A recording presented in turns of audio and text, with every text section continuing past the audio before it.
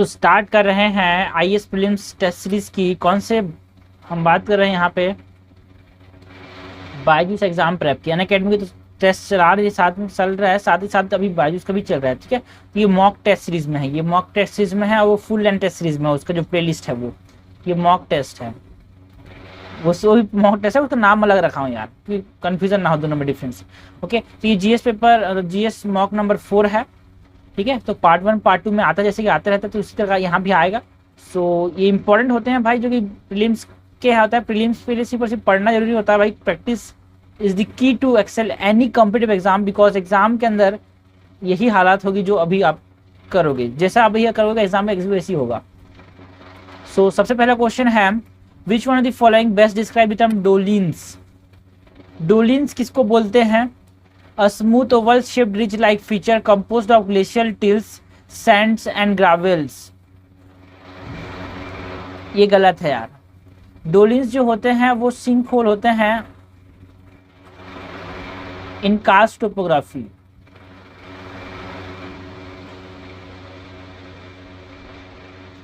तो ये erosional landforms in the karst topography हो जाएगा इसका आंसर। सेकेंड है, which of the following pair is correctly matched. State दिए हैं, उसका description. Now state of Hormuz, state of Hormuz किसके किसके बीच में है? ये पर्शियन गल्फ और गल्फ ऑफ ओमान के बीच में है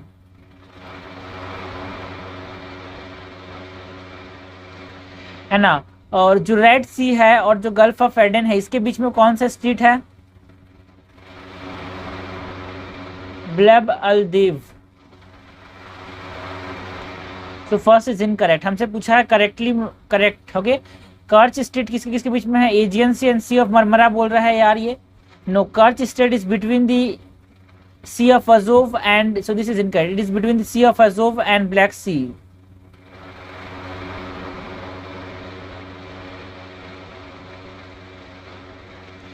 बॉस्पोरस स्ट्रीट, तो मैं रहता हूँ बीबी मैडम से रखता हूँ, बीबी मैडम। बी से हो जाएगा ब्लैक सी, Bosporus, then Marmara, then Aegean Sea, then Dardanelles, then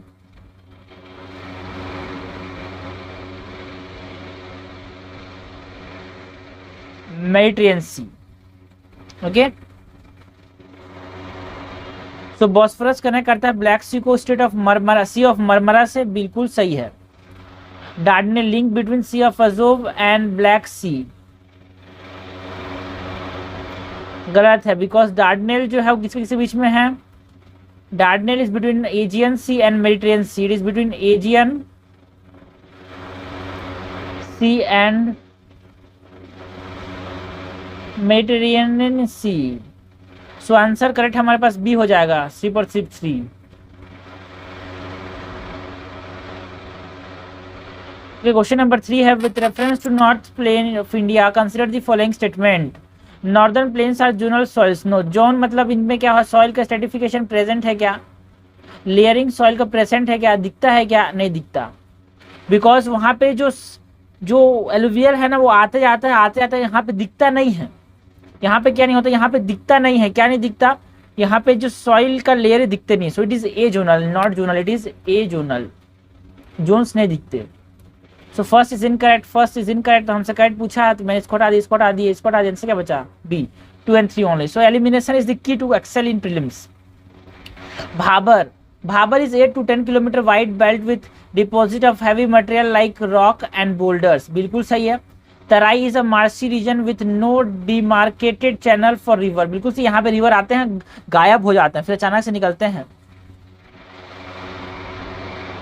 question number 4 है, with reference to heat domes recently seen in the news consider the following. Heat domes usually occur in region of low pressure. No, heat domes कहाँ पे देखने को मिलते हैं? In region of high pressure. तो first is incorrect, first is incorrect, first is incorrect, first is incorrect. हमसे correct पूछा है, आंसर क्या हो जाएगा? बी। तो ये एक एलिमिनेशन इज अ की टू एक्सेल इन प्रीलिम्स। क्योंकि आपको समझ आना चाहिए कि हर चीज को पढ़ के आपको सॉल्व नहीं करना है, आपको समय बचाना भी है, बिकॉज आपको टफ क्वेश्चन को भी सॉल्व करना है। बिकॉज 40 क्वेश्चन यहाँ पे सॉल्व होंगे, बाकी जो आपको 30 क्वेश्चन जो खींचने हैं वो कैसे खींचेंगे? समय बचा के। कैसे समय बचाएंगे? ऐसे समय बचाएंगे। तो ये हो गया। क्वेश्चन नंबर 5 है, with reference to landform formed by waves and current consider the following statement. Coastal lagoons are erosional landforms. No, These are depositional landforms. These are depositional landform. First is incorrect, correct हमसे पूछा है। Second और two common है, three को देखते हैं। Deflation hollows are created by waves along the rocky beaches. No, deflation hollow desert के अंदर बनते हैं, किसके द्वारा? विंड्स के द्वारा। So third is incorrect, answer हो जाएगा B, 2 and 4 only. Question number 6 है with reference to relationship between longitude and time consider the following statement. Local time advances by 1 hour for every 15 degree to east of Greenwich। बिल्कुल सही है, हर 15 degree में 1 घंटे से local time बढ़ जाता है या फिर चेंज होता है। तो ईस्ट ऑफ ग्रीनविच बिल्कुल सही है, ईस्ट में जाने से बढ़ता है। Okay, first is correct, it advances. Okay, Dwarka and Dibrugarh. Dwarka है कहाँ पे हमारे पास? गुजरात के अंदर। डिब्रूगढ़ है अपने पास कहाँ पे? अरुणाचल प्रदेश के अंदर। Has a different of 1 hour and 45 minutes। बिल्कुल सही है यार, ये आपको डाटाबेस क्वेश्चन है, ठीक है। First is correct, so this is incorrect. First is correct ना। Meridian exactly 12 hour from the 0 degree longitude is considered as International Date Line. ठीक है, जो ग्रीनविच मेरिडियन है उससे हमारे पास 12 आवर का लॉन्गिट्यूड का डिफरेंस को क्या बोलते हैं? International Date Line. International Date Line, ideal. It is correct. तो हमसे करेक्ट पूछा है, क्या करेक्ट पूछा है? Correct answer D.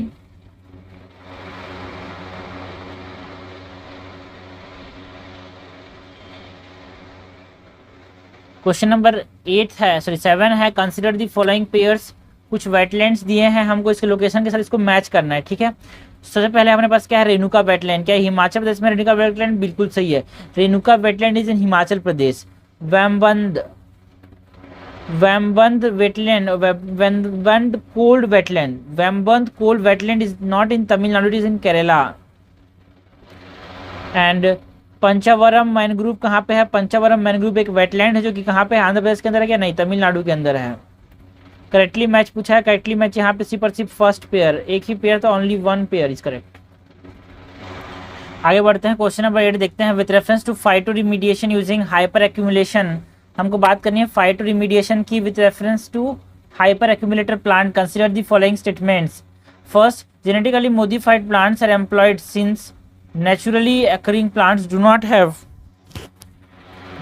the capacity for hyper accumulation। ठीक है, नहीं भाई, कुछ naturally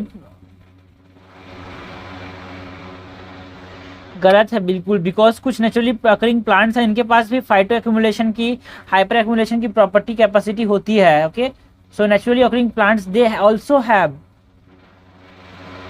the capacity of hyperaccumulation. So first is incorrect.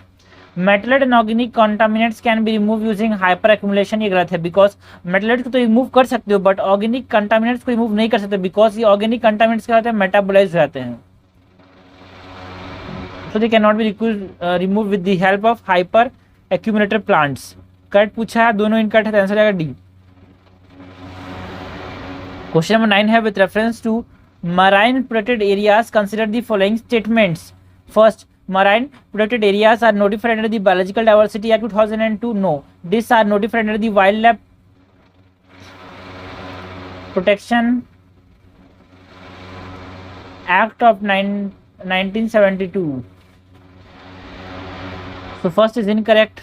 Western coast of India has more marine protected area as compared to east. No, east के पास ज़्यादा है as compared to west, because east में ज़्यादा rivers हैं, so more marine protected areas, more biodiversity is in the eastern part. So second is also incorrect.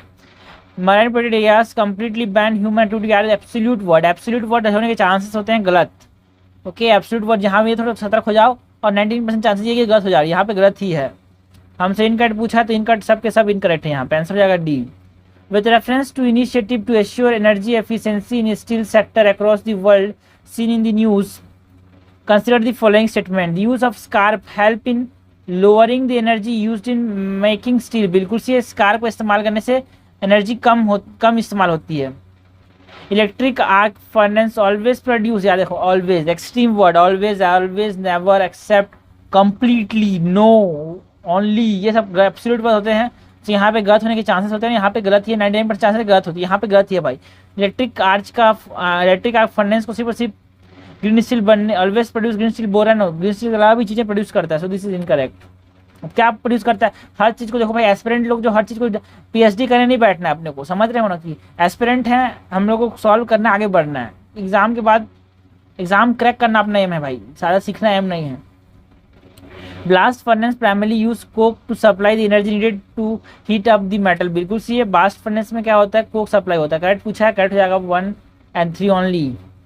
With reference to mangrove cover in India, consider the following statement. As per the State of the Forest Report 2021, overall mangrove cover in India has consistently declined. No, ये जो report है जो है किस माध्यम से हुआ था कि जो मैनग्रोव कवर है वो क्या हुआ? इंक्रीज हुआ है। दिस इज इनकरेक्ट, क्योंकि डिक्लाइन बोल रहा है। इनकट हमसे पूछा है Tamil Nadu has the second largest mangrove cover after West Bengal. No, not Tamil Nadu, Gujarat has second largest mangrove cover after West Bengal, so this is incorrect. इनकट हमसे पूछा है तो both the statements are incorrect. हमेशा याद रखना कि आप पूछा, ये हमेशा ध्यान में रखना है।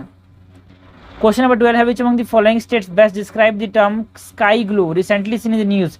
स्काई ग्लो जो है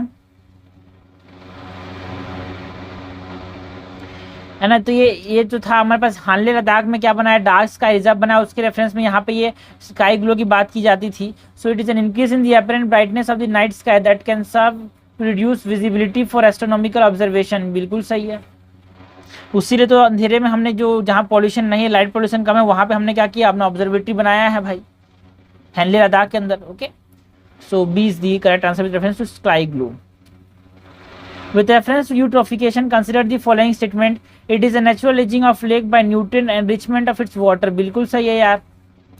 Terror of Bengal is termed used to describe cultural eutrophication. No, Terror of Bengal किसको बोलते हैं? हम लोग बोलते हैं वाटर हाइसिंथ को।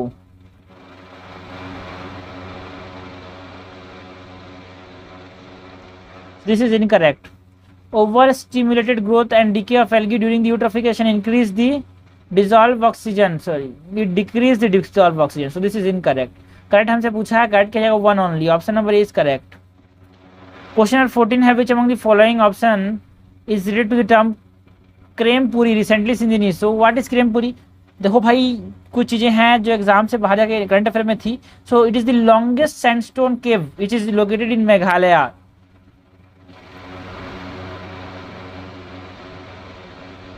So longest sandstone cave which is located in Meghalaya is Krempuri. Which among the following option best describe the process of catabolism? Catabolism पूछा है तो यहाँ पे environment and ecology से क्वेश्चन है। Breakdown of detritus into small particle by detritivore. जब हम detritus को ब्रेक डाउन करते हैं स्मॉल पार्टिकल में तो इसको बोलते हैं fragmentation and not catabolism. The process in which water soluble inorganic nutrient go down into the soil horizon and get precipitated as unable salt. This is called leaching. And not catabolism.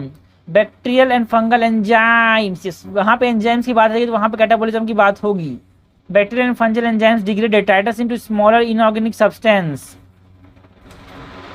This is catabolism. So this is required answer. The humus is being broken down by specific microbes which release inorganic nutrient. ठीक है ना? अगर humus का breakdown हो तो क्या बोलेंगे? Humification.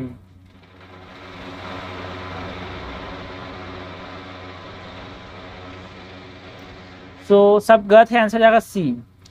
In the context of Indian polity consider the following statement with reference to governor of a state.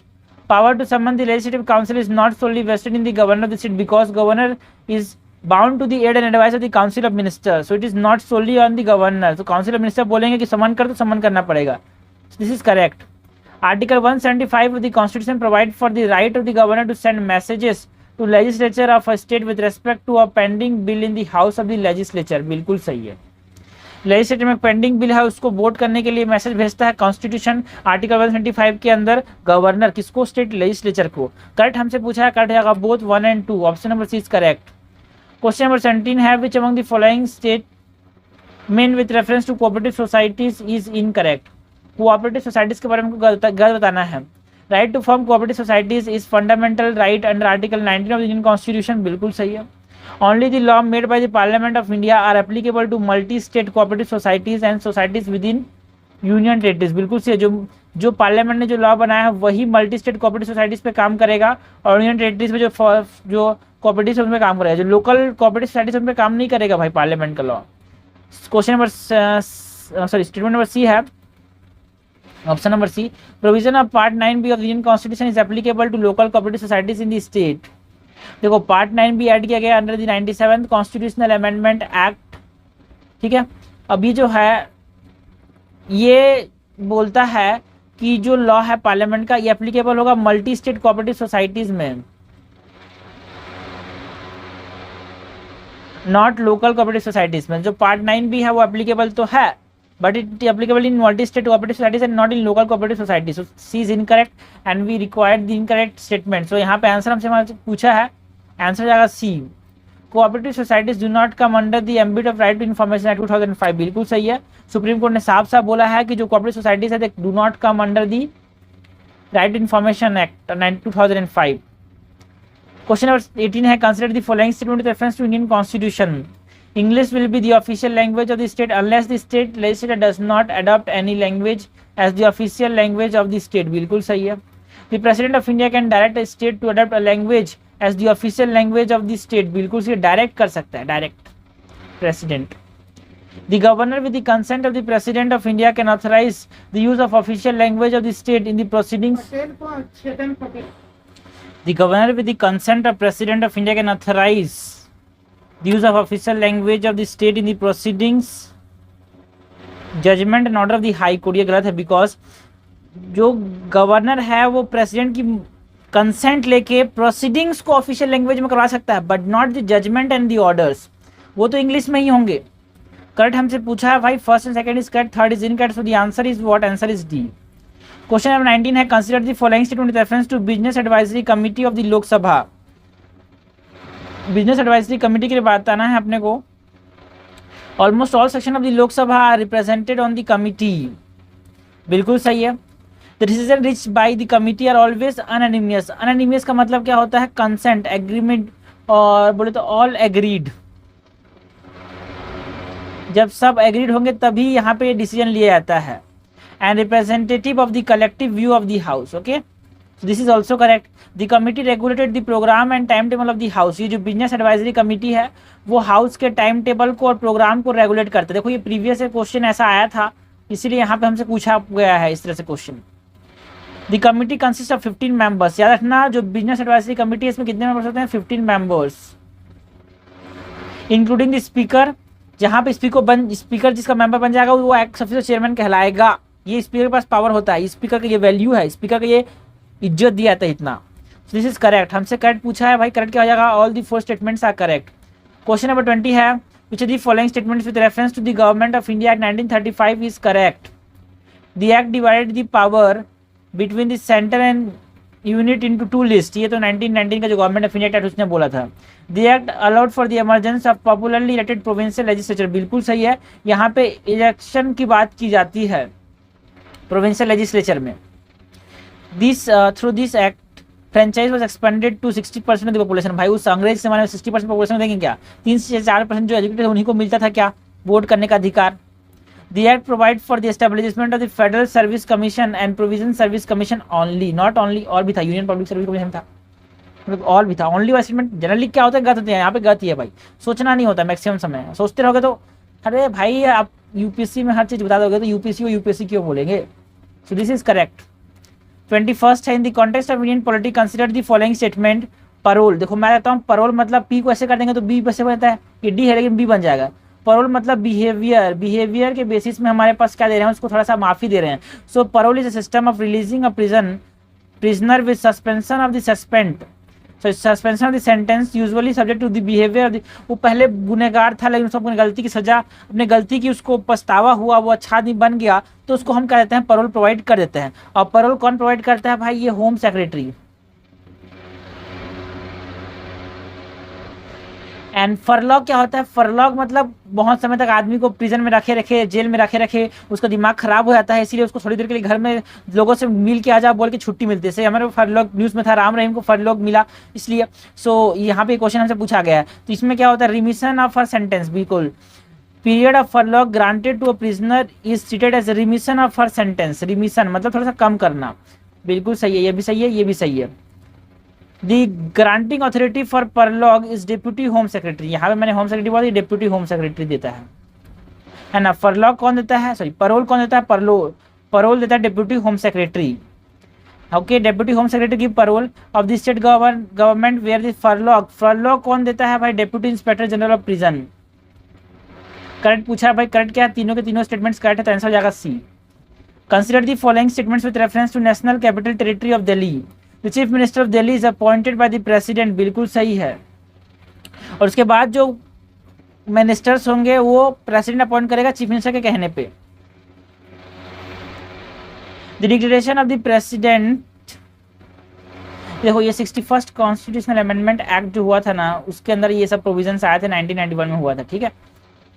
The declaration of president through national capital territory of Delhi में lead to suspension of operation of article 239 AA of Indian constitution, बिल्कुल सही है।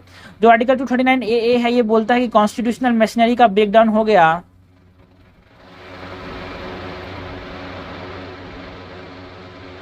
तो क्या किया जाएगा, ठीक है। लेकिन जब प्रेसिडेंट से लग जाएगा तो इसको कॉन्स्टिट्यूशन मशीनरी को ब्रेकडाउन उसको हटा सकता है भाई। ओके, करेक्ट हमसे पूछा, दोनों करेक्ट आंसर जाएगा C. Consider the following statements. First, the veto power of the president of India can be overcome by simple majority of the parliament of India, बिल्कुल सही है।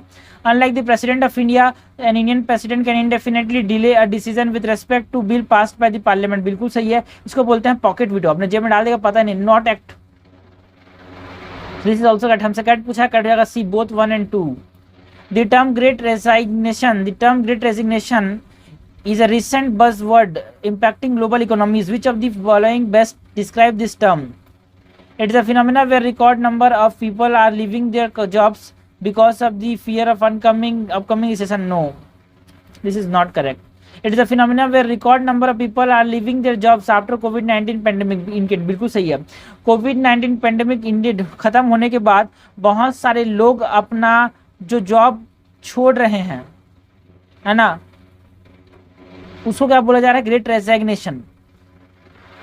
क्यों छोड़ रहे हैं भाई, क्योंकि कोविड-19 की वजह से वो उस काम पे कर रहे थे जिससे अच्छा काम कर सकते थे वो लोग, लेकिन कोविड-19 की वजह से उस काम को कर रहे थे जिसमें वो काम मजा नहीं आ रहा है उन लोग को, मजबूरी में कर रहे थे, उसको छोड़ रहे हैं, इसलिए क्या बोला, ग्रेट रेजिग्नेशन। क्वेश्चन 25 है, recently seen in the news Swat is an initiative. यहाँ पे एस क्या है, स्टार्टअप है, डब्ल्यू क्या है, वुमेन है, वाई क्या है, यूथ है, and government e market place है, ठीक है। तो आंसर जाएगा ये। देखो जो फुल फॉर्म आपको नहीं पता तो तुक्का भी लगाओ ना, तो समझ के लगाओ भाई, जो स्टेटमेंट में जो फुल फॉर्म दिख रहा है उसके शब्द में आप खोजो, उसके रिलेटेड शब्द खोजो, आपको मिलेगा। तुक्का भी लगा दो, सही होते हैं। 9-10 में से 10 क्वेश्चन नहीं, 5 का सही जरूर सही होंगे। Consider the following millets.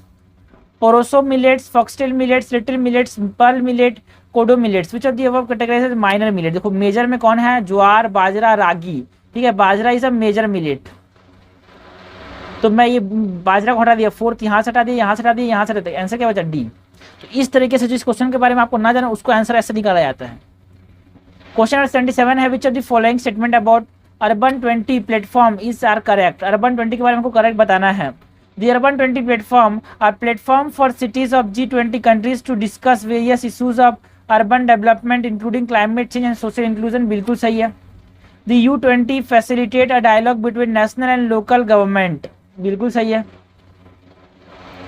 The U20 2023 cycle will be chaired by City of Gandhinagar, no। U20 2023 cycle जो है इसको चेयर कौन करेगा, अहमदाबाद में होगा, सिटी ऑफ। करेक्ट पूछा है, करेक्ट क्या जाएगा, 1 and 2। Which of the following statements is correct regarding the financial inclusion index released by the RBI?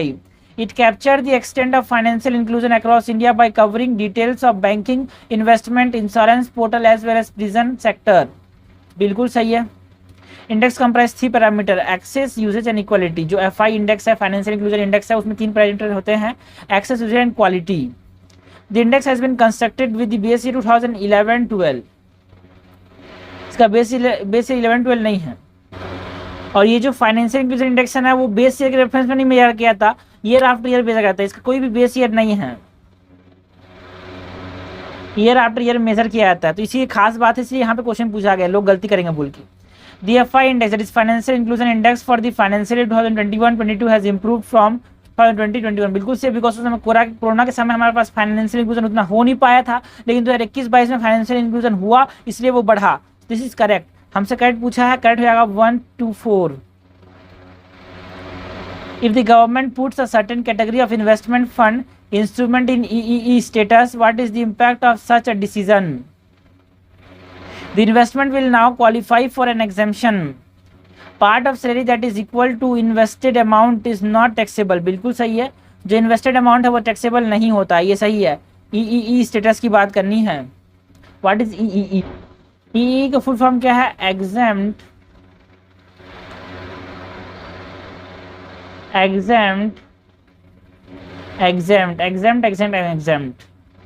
interest earned from investment in the fund during the accumulation phase of the fund is exempted। बिल्कुल से, जो interest मिलता है वो भी exempted है, जो invest किया वो भी एग्जेम्प्टेड है, और जो इन्वेस्टमेंट के बाद जो इनकम जनरेट किया वो भी एग्जेम्प्टेड है, इसीलिए इसको क्या बोला? Exempt, exempt and exempt.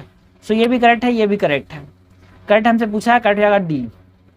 Which of the following measure is not likely to enhance business activities in Gujarat International Financial Service Center? So tax rate वहाँ बढ़ा देंगे, डोमेस्टिक टैक्स रेट, तो वहाँ पे कोई आएगा नहीं, वहाँ पे कोई आएगा नहीं, तो ये बिजनेस एक्टिविटीज को बढ़ाएगा क्या? कम कर देगा ना यार। सो दिस इज इनकरेक्ट। क्वेश्चन 31 देखते हैं। Consider the following. फर्स्ट है down trend in the bond price, decrease in the investment, increase in the consumption। which of the above is are the implication of liquidity trap? liquidity trap मतलब पैसा वापस नहीं जा रहा है, जब पैसा अटक गया है भाई तो कंजम्पशन कैसे बढ़ेगा? सो this is incorrect, third is incorrect. Okay, so down trend in the bond price, जो बॉन्ड प्राइस है उनका प्राइस कम हो जाएगा, बिल्कुल से, बिकॉज लिक्विडिटी ट्रैप हो गया, बॉन्ड को खरीदेगा नहीं तो उनका प्राइस कम हो जाएगा। और डिक्रीज इन द इन्वेस्टमेंट, पैसा लोगों के पास पैसा रहेगा नहीं तो कैसे खरीदेंगे चीज़ों को, तो इन्वेस्टमेंट भी कम हो जाएगा, बॉन्ड प्राइस कम हो जाएगा, और जो कंजम्पशन है वो कम बढ़ेगा कैसे? बिकॉज लिक्विडिटी ट्रैप हो गया, so consumption will decrease. So 1 and 2 correct है, तो आंसर हो जाएगा बी।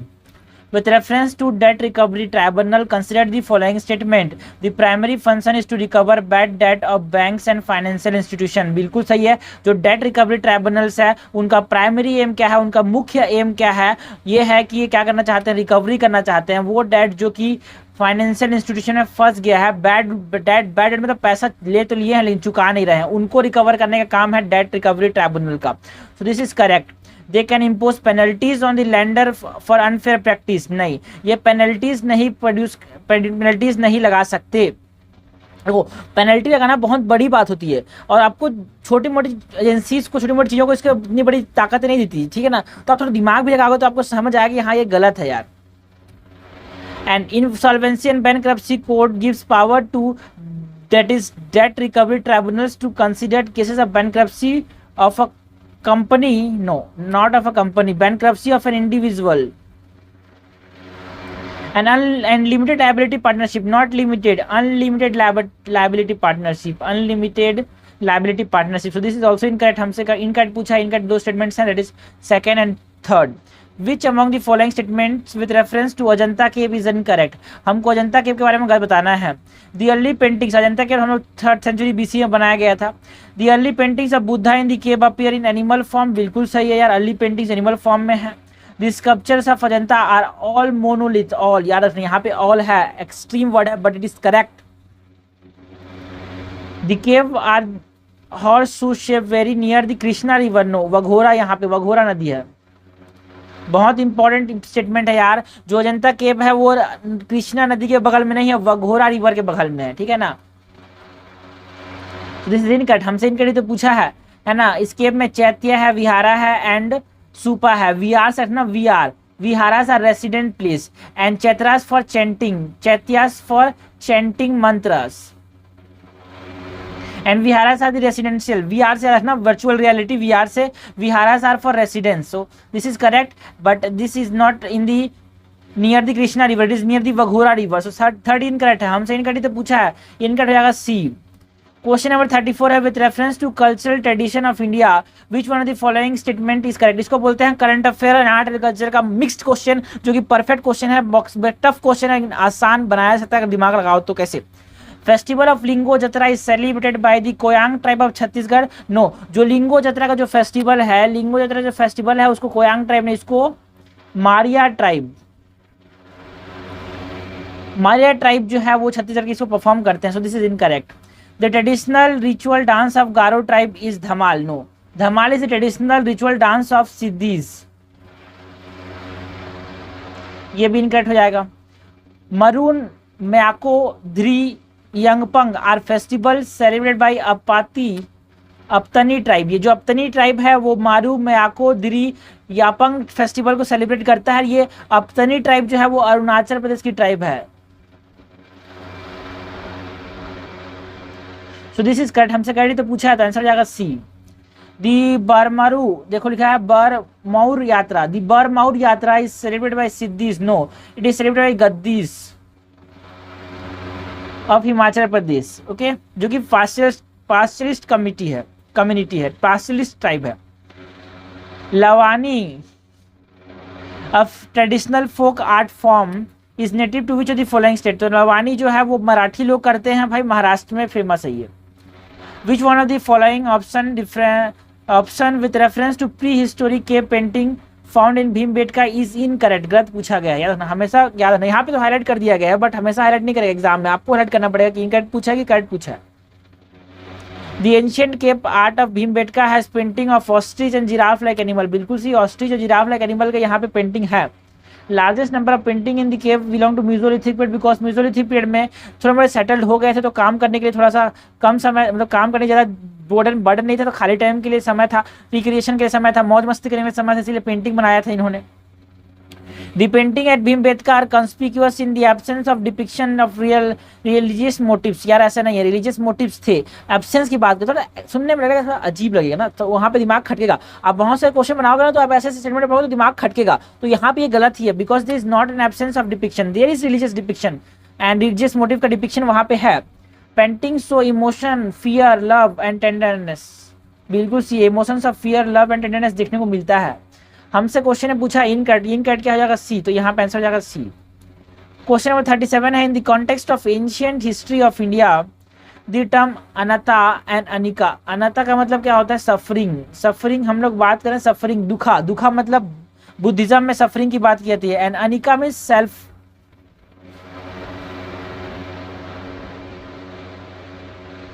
खुद के लिए सोचना, इज कॉल्ड एनिका। ये 3 marks of existence of Buddhism है, ठीक है ना।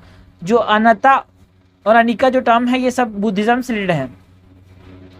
Buddhism and Jainism very important topic, Buddhism and Jainism is very important topic with reference to ancient history. यार consider the following statement with reference to ancient India. Buddha school does not take the Vedas as a valid source of knowledge. बिल्कुल C, ये वेदास के reaction के against ही तो Buddhism बना था यार, this is correct. Charvaka philosophy criticise the practice of sacrifice in various ritual in the pretext of dharma. बिल्कुल सही है, ये जो सैक्रिफाइस जो प्रैक्टिस है इसको ये क्रिटिसाइज करता है Charvaka. Jaina school believe in karma as the basic philosophy of one's creation and destruction. बिल्कुल से, जो जैन्स हैं वो किस पे बिलोंग करते हैं? कर्मा थ्योरी पे। इट इज करेक्ट, करेक्ट पूछा है, करेक्ट होगा D 1, 2 and 3। Now question number 39 है, with reference to ancient history of India consider the following pairs. Books और डिटेल्स की बात करनी है। अग्निवेशा तंत्र, अग्निवेशा तंत्र में किसके बारे में बताया गया है? इंटरनल मेडिसिन के बारे में बताया गया है। And the principles and management of health and disease. बिल्कुल सही है भाई, अग्निवेशा के अंदर इंटरनल मेडिसिन के बारे में बताया गया है। निमी, निमी मतलब आंखों के बारे में बताया गया है, ठीक है ना। So it is focuses on ophthalmology and surgical intervention. Okay, so this is also correct. And Sushruta Samhita, बच्चे कुछ तो पता है कि नहीं पता, ये नहीं पता, जरूर पता रहेगा कि सुश्रुत कौन थे? वो सर्जन थे। So it deals with surgery, anatomy and cataract, reconstructive surgery. Okay. Correctly match pair पूछा तो correctly match, all the 3 pairs are correctly match. With reference to the launch vehicle Mark 3, that is LVM-3, recently in the news, consider the following statement. It is the heaviest capacity rocket of the ISRO. बिल्कुल सही है यार। It is a 4-stage vehicle. No, it is a 3-stage vehicle. इसमें solid, liquid and cryogenic. Solid, liquid and cryogenic.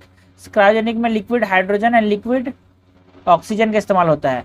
So the engine use liquid hydrogen and liquid oxygen as propellant. Liquid hydrogen कितना? -253, -153. Correct हमसे पूछा है, correct क्या हो जाएगा यहाँ पे 1 and 3 is correct, 2 is incorrect. The term CD4 and CD8 are talked about in the context of which one of the following? CD4 CD8 क्या है? These are the receptors, okay? Immunity mechanism of the body के अंदर ये होते हैं, है ना? CD4 जो होता है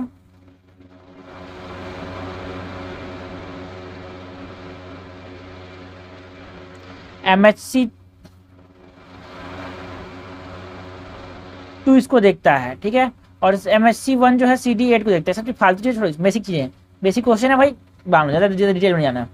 The concept of metaverse. What is metaverse, which has recently gained popularity, refers to a virtual reality space where users can interact with a computer-generated environment and each other in real time. बिल्कुल सही है, computer generated environment में virtual reality space है जिसमें user interact कर सकते हैं। उसको छोड़, मैं अपने आप को जानना है।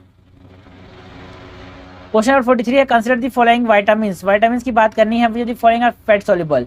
सो ADEK, आपको बताना चाहिए ADEK जो है एडेक इज फैट सॉल्युबल। याद तो है कि एडेक कुछ है, लेकिन एडेक है कि याद नहीं आता। So ADEK is fat soluble, याद कैसे रखेंगे, ई के बाद आता है F. So ADEK is fat soluble. A1567 is fat soluble, 1567 is fat soluble. Kwashiorkor disease often seen in the children are result of the deficiency, a result of deficiency of which of the following। तो Kwashiorkor क्या है, protein एडल्टी mild nutrition है, ये PEM है। So it is result of protein deficiency. With reference to graphene, consider the following statement. Graphene is 2 dimensional material made of single layer of carbon atom. बिल्कुल सही है, 2 dimension होता है, single layer of carbon atom से बना होता है। Graphene is super connected at room temperature. No, graphene की कनेक्टिविटी ज्यादा होती है but it is not super connector. So second is incorrect. हमसे करेक्ट पूछा है क्या, सेकंड इज इनकरेक्ट। आंसर हो जाएगा 1 and 3। Graphene has a high electrical conductivity and is stronger than steel. बिल्कुल सही है। With regard to cloning, which of the following step is typically not involved in the process of somatic cell nuclear transfer। हमको बात किसी करनी है, somatic cell nuclear transfer की बात करनी है। तो सोमेटिक सेल न्यूक्लियर ट्रांसफर में क्या करते हैं, हमारे पास एक सेल होता है, उससे न्यूक्लियस निकालते हैं। सोमेटिक सेल से हम क्या करते हैं, न्यूक्लियस निकालते हैं, उसको डाल देते हैं किसके अंदर, एक सेल के अंदर। अब उसको हम डिवाइड करवाते हैं, एम्ब्रियो बनता है, उस एम्ब्रियो को हम क्या करते हैं, सेकेंड मॉडल के अंदर डालते हैं। ये प्रोसेस हो गया। अब देखते हैं क्या स्टेटमेंट है। Removal of an egg cell nucleus, बिल्कुल सही है। Insertion of the somatic cell nucleus into the enucleated egg cell, बिल्कुल सही है। Activation of the reconstructed egg cell to initiate cell division, ये भी सही है। Introduction of the reconstructed egg cell into a surrogate मतलब नो, यहाँ पे रिकॉन्स्टिट्यूटेड एग सेल को इंट्रोड्यूस नहीं करते, यहाँ पे एम्ब्रियो को जो यहाँ पे एक्टिवेट होने के बाद जो सेल डिवाइड करके बाद जो एम्ब्रियो बनता है उसको हम सरोगेट मेथड के अंदर डालते हैं, not the reconstructed egg cell. Cell को नहीं डालते भाई, एम्ब्रियो को डालते हैं। So this is incorrect. हमसे इनकरेक्ट पूछा तो इनकरेक्ट हो जाएगा D. The 9-point crypto action plan, जो 9-point crypto action plan है, recently in the news is unveiled by which of the following। So international monetary fund जो IMF है उसने 9-point crypto action plan launch किया था। With reference to Permanent Court of Arbitration (PCA), consider the following statements. It was established under the United Nations Convention on Laws of the Sea. No, it has been established under the Hughes Convention or Hughes Convention. The decision is not binding. No, decisions are binding. गलत हो गया। The settled disputes member states only. No, not only member state. Only वाला statement जल्दी गलत होता है, यहाँ पे गलत ही है। member state के अलावा भी कोई है तो उसका भी dispute settle कर लेते हैं। So this is incorrect. Incorrect हमसे पूछा है, इनकरेक्ट होगा डी। सब के सब इनकरेक्ट है भाई। Any violation of fundamental rights under Article 19 of the Constitution can be challenged against which of the following? तो अपने पसंद है ये 15, 16, 19, 29 और 30 ये जो आर्टिकल है सिर्फ और सिर्फ इंडियन सिटीजन को मिलते हैं भाई। ये सिर्फ और सिर्फ इंडियन सिटीजन को राइट मिलते हैं, ठीक है। So citizen of India, private entity citizen of India, yes. Alien friendly is not a citizen, so इसको ये पावर नहीं मिलेगा कि वो क्या चैलेंज कर सके इसको। Third is incorrect. और an official of the government of India, yes, इसको भी मिलेगा। सो आंसर क्या होगा डी। करेक्ट हमसे पूछा गया है। Which of the following organization are subject to audit of the Comptroller and Auditor General of India? Audit के subject कौन है? Indian Railway, yes. Corporation controlled by the state government, yes. Authorities substantially financed by the union, yes. Account of the Higher Commission of India in London, yes. Account of Regional Council under 6th Schedule of the Constitution, yes. ये सारे के सारे account जो है इसको audit कौन करता है? CAG, Comptroller and Auditor General of India. तो ये पार्ट 1 हो गया। आप उसके पार्ट 2 में देखेंगे नेक्स्ट 50 क्वेश्चंस।